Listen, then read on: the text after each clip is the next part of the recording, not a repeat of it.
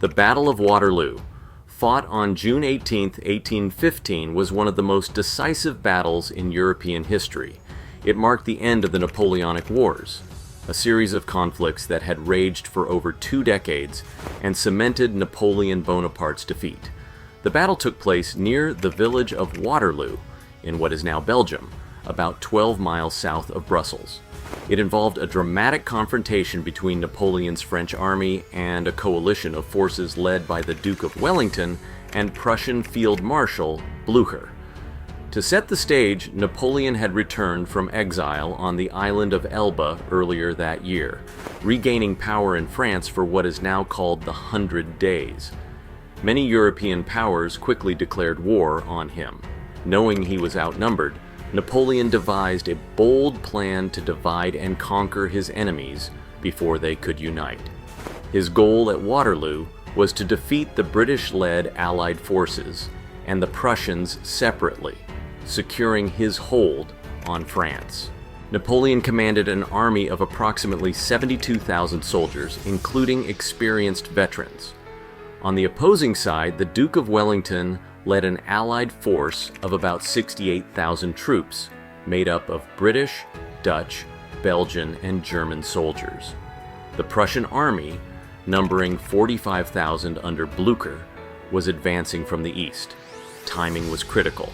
If the Prussians and Wellington's forces combined, Napoleon would be overwhelmed. The battlefield itself was a key factor. Wellington had chosen a strong defensive position on a ridge, with his troops spread out to block Napoleon's advance toward Brussels. The terrain, muddy from heavy rain the night before, slowed down Napoleon's artillery and cavalry, a disadvantage that would haunt him throughout the day.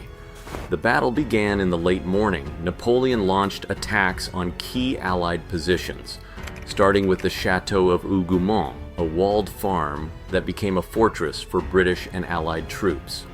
Despite relentless French assaults, the defenders held the position for most of the day, drawing in large numbers of French troops. Meanwhile, Napoleon ordered his massive infantry columns to attack the center of Wellington's line. These attacks were met with fierce resistance, including the famous British infantry squares, which held firm against repeated French cavalry charges. Throughout the afternoon, Napoleon's forces struggled to break through Wellington's defensive lines.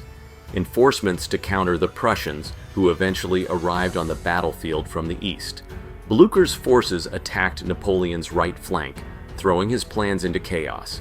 At the same time, Wellington's forces launched a counterattack. Napoleon's Imperial Guard, his most elite troops, and his last hope for victory, was repelled by the Allies, leading to a complete collapse of the French army. By nightfall, the French forces were in full retreat. Napoleon's defeat at Waterloo ended his ambitions of reclaiming dominance in Europe. He abdicated a few days later and was exiled to the remote island of St. Helena, where he lived out the rest of his life. The Battle of Waterloo had far-reaching consequences. It ended over 20 years of warfare in Europe and marked the beginning of a new era of relative peace, enforced by the Congress of Vienna.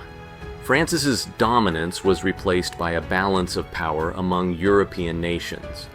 Napoleon's legacy as a brilliant but flawed leader was sealed, and Waterloo became synonymous with ultimate defeat. This battle is remembered not just for its scale and historical impact, but for the lessons it teaches about leadership, strategy, and the importance of coordination in warfare. Even today, the name Waterloo resonates as a symbol of a decisive turning point.